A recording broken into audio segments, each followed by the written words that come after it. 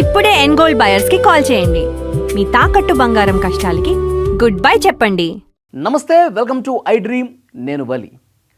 మంత్రి కొండా సురేఖ తన పదవికి రాజీనామా చేయబోతున్నారా? కాంగ్రెస్ పార్టీకి మంత్రి పదవి కూడా రాజీనామా చేసే ఉద్దేశంతోనే ఉన్నారా? ప్రస్తుతం పరిణామాలు అలాగే ఉన్నాయంటే అవుననే సమాధానం వస్తోంది. ఎందుకంటే ఆమెకి ప్రస్తుతం చాలా ప్రతికూలమైనటువంటి పరిస్థితులు కనిపిస్తున్నాయి కాంగ్రెస్ పార్టీలో. ఎప్పుడైతే ఆమె కూతురు వ్యాఖ్యలు చేసిందో, కొండా సురేఖ కూతురు సుష్మితా పటేల్ ముఖ్యమంత్రి రేవంత్ రెడ్డిని ఉద్దేశించి కళ్ళు నెత్తికెక్కాయా అని మాట్లాడటం, ముఖ్యమంత్రి రేవంత్ రెడ్డి ఈ వ్యాఖ్యల పట్ల చాలా సీరియస్గా ఉంటాం, ఢిల్లీలో సిడబ్ల్యూసీ మీటింగ్లో పాల్గొన్నటువంటి బట్టి విక్రమార్క పిసిసి అధ్యక్షుడు మహేష్ కుమార్ గౌడ్తో చర్చలు జరిపిన తర్వాత, మిగతా మంత్రులతో మాట్లాడిన తర్వాత కూడా, హైకమాండ్ దృష్టికి ఈ విషయం తీసుకెళ్లిన తర్వాత కూడా హైకమాండ్ చాలా సానుకూలంగా అంటే రేవంత్ రెడ్డికి అనుకూలంగానే మీరు చర్యలు తీసుకోవాలంటే తీసుకోవచ్చు, ఇలాంటి వ్యాఖ్యల్ని పార్టీ అసలు సమర్థించదు అని చెప్పి రేవంత్ రెడ్డికి అనుకూలంగానే హైకమాండ్ కూడా ఉన్నట్టుగా సమాచారం వస్తుంది.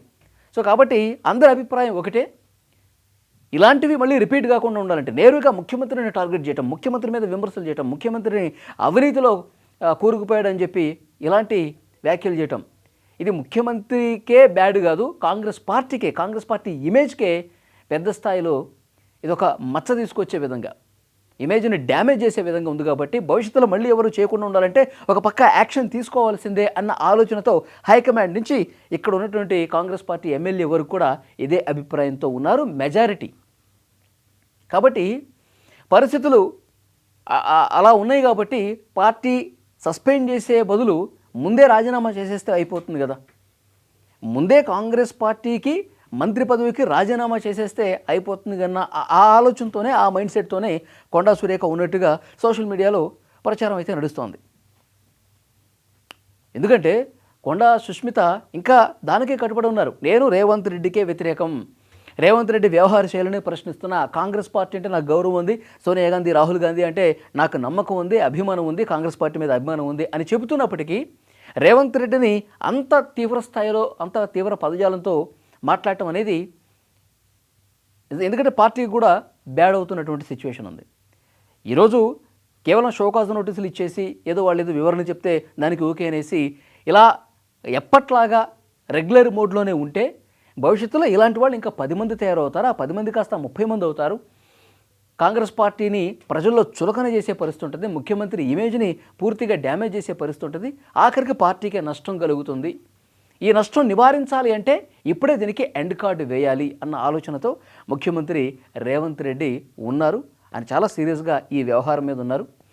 అందుకే ఇవాళ 20 మంది కాంగ్రెస్ పార్టీకి సంబంధించిన ఎమ్మెల్యేలు, ఎమ్మెల్సీలు సిఎల్పిలో మీటింగ్ పెట్టి మరి కూడా ప్రెస్ మీట్ పెట్టి చెప్పారు, కొండా సురేఖ కూతురు చేసినటువంటి వ్యాఖ్యల్ని సమర్థిస్తున్నారు, అందుకే కూతురు వ్యాఖ్యల్ని ఎక్కడా కూడా ఖండించలేదు.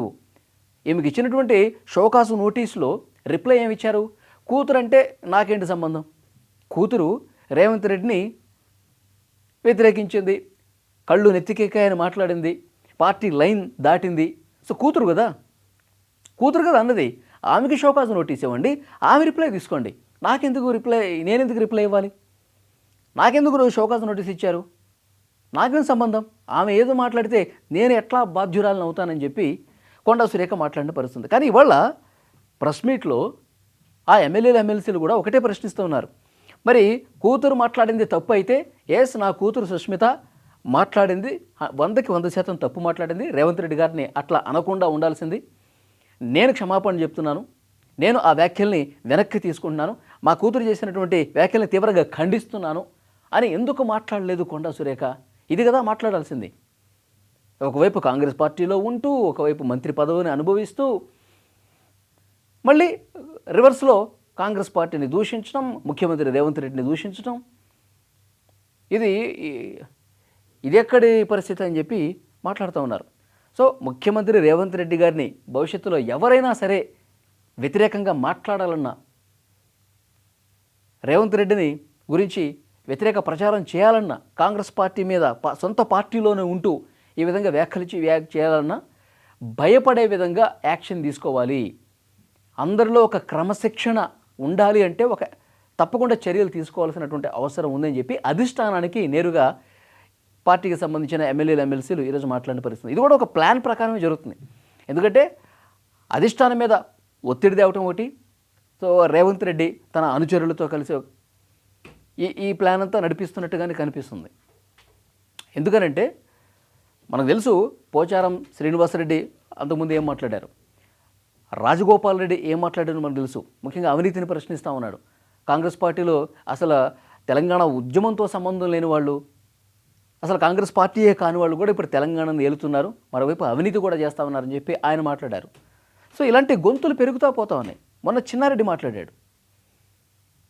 ఇట్లా వరుసగా ఒకళ్ళ తర్వాత ఒకళ్ళు ఈ విధంగా విమర్శలు చేసుకుంటూ పోతే పార్టీ డ్యామేజ్ అయిపోతే వచ్చే ఎన్నికల్లో గెలిచే పరిస్థితి ఉంటుందా? మనల్ని మనమే చిన్నగా చేసుకుంటున్నాం, మనల్ని మనమే పూర్తిగా అవమానపరుచుకుంటున్నాం. ఇంకా మనకి ఎక్కడ ఇమేజ్ ఉంటుంది? అవతల పార్టీ వాళ్ళు ఎలాగో మనల్ని తిడుతూ ఉంటారు. వాళ్ళకి మనం ఎందుకు ఆయుధం అవ్వాలి? మనలో ఉంటున్నటువంటి వాళ్ళే వాళ్ళకి ఆయుధాలు ఇస్తున్నాం కదా, మనల్ని మనమే దాడి చేసుకుంటూ తక్కువ చేసుకుంటున్నాం కదా. సో ఇలాంటి పరిస్థితి మారాలంటే తప్పకుండా యాక్షన్ తీసుకోవాలి అని చెప్పి ఒక చర్చ బలంగా వినిపిస్తుంది. హైకమాండ్ దృష్టి కూడా తీసుకెళ్ళి బలంగా ఒక ఒత్తిడి తీసుకొచ్చే ప్రయత్నం జరుగుతుంది. సో ఇది గ్రహించారు కాబట్టి కొండా సురేఖ పార్టీ డెసిషన్ తీసుకునే లోపే మనమే పార్టీ నుంచి వెళ్ళిపోతే బెటర్ కదా, మనమే పార్టీకి రాజీనామా చేసేసి, నా మంత్రి పదవి కూడా రాజీనామా చేసేసి అంతవరకు ఎందుకు వేచి ఉండాలి, ఇప్పుడే చేసేస్తే అయిపోలా, కొంచెం గౌరవంగా నేను కూడా వెళ్ళిపోతే బాగుంటుంది కదా అన్న ఆలోచనతో కొండా సురేఖ ఉన్నట్టుగా తెలుస్తుంది. ఎందుకంటే ముఖ్యమంత్రి రేవంత్ రెడ్డి సహాయ సహకారాలు అందించట్లేదు అన్నది వీళ్ళ అభిప్రాయం. అందుకే మొన్న వరంగల్ సభలో కూడా రేవంత్ రెడ్డి గారు పార్టిసిపేట్ చేసినప్పుడు కొండా సురేఖ అక్కడ ఆ జిల్లా మంత్రిగా కార్యక్రమానికి హాజరు కావాలి, ముఖ్యమంత్రి వెంట ఉండాలి, కానీ లేరంటేనే ఆ గ్యాప్ అనేది చాలా స్పష్టంగా కనిపిస్తోంది. మరోవైపు పరకాల నియోజకవర్గం నెక్స్ట్ ఎమ్మెల్యే కూడా రేవూరి ప్రకాష్ రెడ్డికే ఇస్తాం, ఆయన్ని భారీ మెజార్టీతో గెలిపించాలి అని స్వయంగా రేవంత్ రెడ్డి మాట్లాడారంటే మనకు అవకాశం భవిష్యత్తులో పరకాల నియోజకవర్గంలో లేదు అన్నది కూడా క్లియర్గా అర్థమవుతుంది కదా.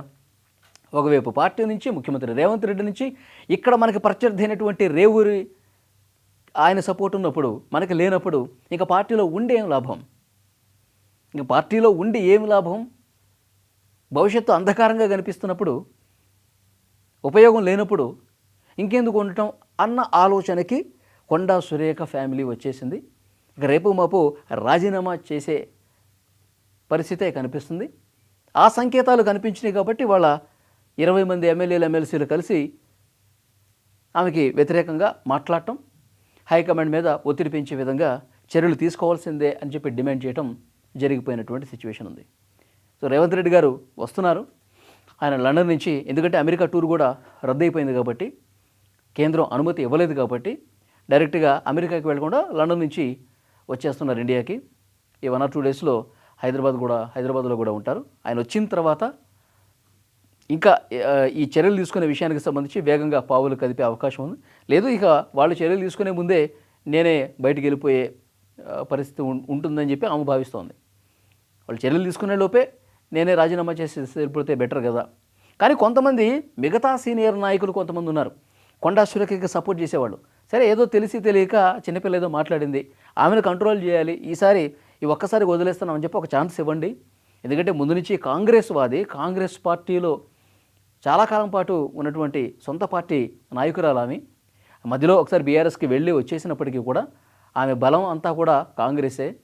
సో అలాంటి కోర్ కాంగ్రెస్ పార్టీ నాయకురాల్ని అంత ఈజీగా మనం వదులుకోవద్దు అన్న భావన కూడా కొంతమంది కాంగ్రెస్ పార్టీ సీనియర్ నేతల నుంచి వస్తుంది. కొంత సపోర్ట్ అటు నుంచి కూడా ఉంది, కానీ బహిరంగంగా ఎక్కడ మాట్లాడట్లేదు. కానీ ఏదేమైనా అధిష్టానం కూడా సీరియస్గా ఉంది కాబట్టి చర్యలు తీసుకునే అవకాశమే కనిపిస్తోంది. మరి కొండా సురేఖ ఏం ఆలోచిస్తారు? కూతురుతో ఏమన్నా మళ్ళీ చర్చలు జరిపి నచ్చజెప్పి ఏమన్నా క్షమాపణ చెప్పే పరిస్థితి ఉందా? లేదు అంటే కనుక ఈమె రాజీనామా చేసే ముందుకెళ్తారా? ఈ 2 డేస్లో తెలిసిపోతుంది. ఈ వీడియో మీద మీ అభిప్రాయం కూడా కామెంట్ చేయండి.